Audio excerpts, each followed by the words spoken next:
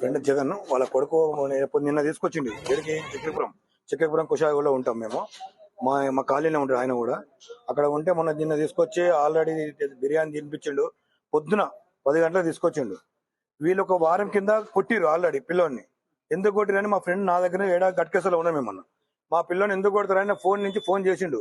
చదవకపోతే మాకు చెప్పండి, ఎందుకు కొడతారు మీరు, ఎందుకు టార్చర్ పెడతారని చెప్పి తెల్లారు తీసుకెళ్ళిండు.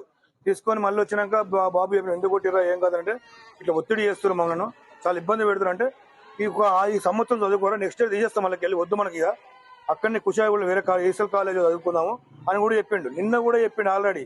నిన్న మాకు నైట్ 7:30కు మాకు కలిసి వాళ్ళ డాడీ కలిసి ఇట్లా మావోని తీసుకొచ్చిన బాయ్ ఈ సంవత్సరం చదివిస్తాను, నెక్స్ట్ ఇయర్ నేను ఉంచాలా అంటే మా బాబు కూడా చదువుతాడు వేరే కాలేజ్లో, చైతన్యలో చదువుతాడు.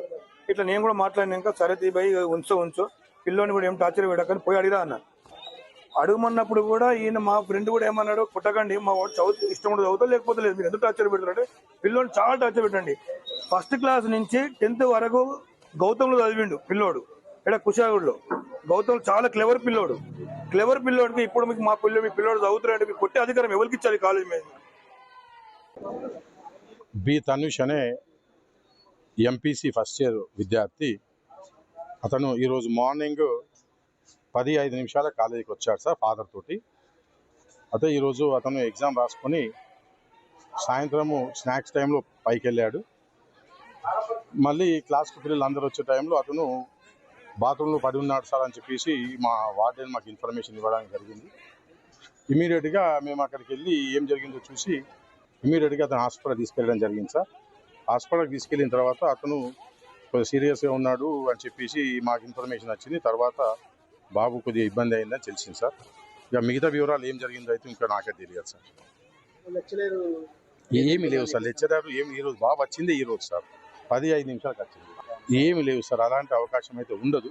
పడిపోయిండు అని చెప్పేసి మాకున్న ఇన్ఫర్మేషన్ సార్. వార్డెన్ వచ్చేసి పడిపోయింది సార్ అనగానే ఇమ్మీడియట్గా మేము వార్డెన్ చాలామంది వెళ్ళే వరకు కిందికి తీసుకొచ్చి సిక్ రూమ్కి తీసుకొచ్చే అంటే ముందే మేము హాస్పిటల్ తీసుకెళ్ళాము. దగ్గరలోని హాస్పిటల్ తీసుకెళ్లే వరకే మరి నేను ఇక్కడే ఉన్నాను సార్, వెహికల్లో పంపించాము. తర్వాత బాబు ఇబ్బంది అయింది అని తెలిసింది. ఇచ్చాం సార్, రాలేదు అసలు చెప్పలేదు. ఉన్నాడు బాబు ఉన్నాడు అని చెప్పినా మేము. బాబు లేదు బాబు కాలేజీలో ఉన్నాడు, మేమే ఫోన్ చేసినాం సార్. బాబు సార్ ఇట్లా బాత్రూమ్ పడిపోయిండు అని చెప్పేసి మేమే ఫోన్ చేసాం పేరెంట్. అస్సలు ఉండదు సార్, ఈ కాలేజీలో టార్చర్ అనేది సిస్టమే లేదు సార్, అస్సలు లేదు సార్, లేదు అసలు ఎక్కువ ఇన్సిడెంట్ కూడా లేదు సార్ మా కాలేజీలో, ఒక్క ఇన్సిడెంట్ కూడా లేదు సార్. Thank you.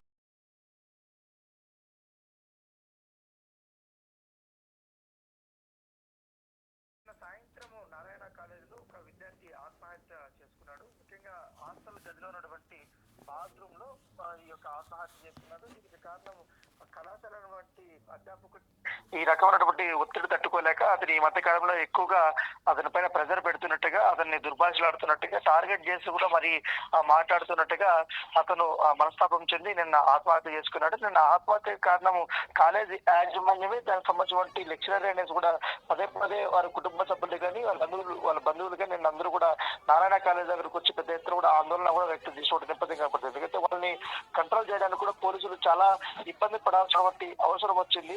ఎందుకంటే వాళ్ళందరూ కూడా న్యాయం న్యాయం చేయాలంటూ కూడా అక్కడ ఉన్నటువంటి అడ్మినిస్ట్రేషన్ ఆఫీస్ కి ఎదురుగా కూడా వాళ్ళు ఆందోళన నిర్వహించారు. ఏకంగా గేట్లు తోసుకొని మరి లోపలికి వెళ్లే ప్రయత్నం చేశారు. వాళ్ళందరినీ కూడా పోలీసులు ఆపే ప్రయత్నం చేసినప్పటికీ కానీ ఉపయోగం లేకపోయింది. ఎందుకంటే నిండా 16 సంవత్సరాలు కూడా లేవు తనీష్ కి. సో 16 సంవత్సరాలను మొదటి సంవత్సరం అయితే చదువుతున్నాడు ఎంపీసీ చదువుతున్నప్పుడు సమయంలోనే ఈ రకంగా అఘాయిత్యం చేసుకున్నారు. అంటే ఏ రకంగా వీళ్ళు చదువు పేరుతో ఎట్లా ఒత్తిడి చేస్తున్నారు, ఏ రకంగా వీళ్ళు పర్సనల్ గా అటాకింగ్ చేస్తున్నారు అన్న దాంతో కూడా తోటి విద్యార్థులు కూడా అనేక రకాలుగా కూడా పోలీసులకి కూడా ఫిర్యాదులు చేసినటువంటి నేపథ్యం కనబడుతుంది. ప్రస్తుతం అయితే తనీష్ సంబంధించిన మృతదేహం ఉస్మానియా గాంధీ హాస్పిటల్ చేర్చారు. గాంధీ హాస్పిటల్లో ఇప్పటికే పోస్ట్ మార్టం నిర్వహించారు. పోస్ట్ మార్టం నిర్వహించిన తర్వాత కుటుంబ సభ్యులకి ఈ యొక్క డెడ్ బాడీని కూడా అప్పచెప్పినట్టుగా తెలుసు. దీనిపైన కూడా కేసు నమోదు చేసుకున్నారు పోలీసులు. నమోదు చేసుకున్న తర్వాత అనేక కోణాల్లో కూడా పోలీసులు విచారణ జరిపారు.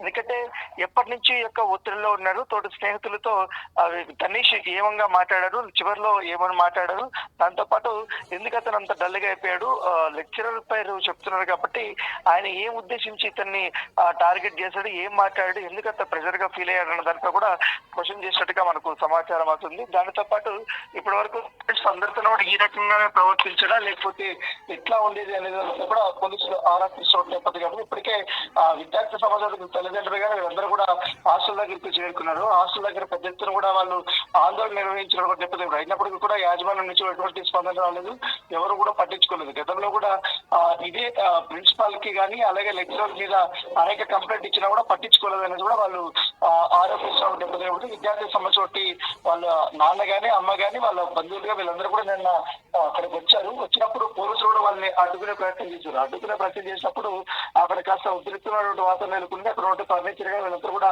ధ్వంసం చేయడానికి కూడా వాళ్ళు ప్రయత్నించినటువంటి నేపథ్యం అయితే కనపడుతుంది. ఎందుకంటే మొదటి సంవత్సరం ఎన్నో కళలు పెట్టుకుని వచ్చాడు. ఎందుకంటే ఎంపీసీ కాబట్టి నారాయణ కాలేజీలో చదివితే మంచి పేరు ప్రఖ్యాతులు సంపాదించుకోవచ్చు, మంచి ర్యాంక్ వస్తుంది అనేసి అనుకుంటున్నారు. ఈ రకంగా వీళ్ళు చదువు పేరుతోనో లేకపోతే ఇంకో రకంగానో బాగా ఒత్తిడి చేస్తున్నారు స్టూడెంట్స్ అనేది కూడా వీళ్ళు ఆరోపిస్తున్నటువంటి నేపథ్యం అయితే కనపడుతుంది. సో అందరూ కూడా రిటర్న్ గా కూడా కంప్లైంట్ ఇచ్చారు కాబట్టి దీనిపైన దర్యాప్తు చేస్తున్నారు. ఎవరైతే వేధింపులకు గురి చేసినటువంటి లెక్చరర్ అవుతారో లెక్చరర్ మీద కూడా కేసు నమోదు చేస్తామని కూడా పోలీసులు ఇస్తున్నారు. అయితే పూర్తి స్థాయిలో మేము ఎంక్వైరీ చేసిన తర్వాత అందరి దగ్గర నుంచి కూడా మేము స్టేట్మెంట్ తీసుకున్న తర్వాత మాత్రం ఒక కన్క్లూజన్ అనేది వస్తామనేది కూడా పోలీసు అధికారులు చెప్తున్నారు. అయినప్పటికీ ఇప్పటి వరకు ఆందోళన అయితే కొనసాగుతూనే ఉంది.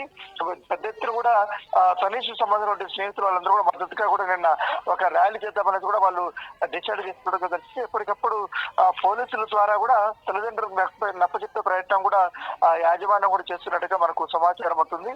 మేము దీనిపైన ఇంటర్నల్ కూడా ఎంక్వైరీ చేస్తామనేది కూడా కాలేజ్ యాజమాన్యం చెప్పినట్టుగా తెలుస్తుంది. అయినప్పటికీ వాళ్ళు ఆగ్రహంగానే ఉన్నారు. ఎందుకంటే ఒక నిండు ప్రాణం పోయింది కాబట్టి ఎవరు తిరిగి వస్తారు, ఎందుకంత ఒత్తిడి చేయాల్సిన అవసరం ఉందన్న దానిపై కూడా పూర్తి స్థాయిలో మాకు న్యాయం చేయాలంటే కూడా వాళ్ళు అక్కడ ఒత్తిడి చేసినట్టుగా మనకు సమాచారం ఉంది. పోలీసులు ఇప్పుడు ప్రస్తుతం అయితే ఇరు పక్షాల్లో కూడా సముదాయించే పనిలో ఉన్నారు కాబట్టి ఇప్పుడైతే కాసేపట్లో డెడ్ బాడీని వాళ్ళకి అప్పచెప్తారు. అక్కడి నుంచి కూడా వాళ్ళు అంత్యక్రియలు చేసిన తర్వాత దీనిపైన పోరాటం ఉధృతం చేస్తామని కూడా తల్లి తల్లిదండ్రులు చెప్తున్నటువంటి పరిస్థితి.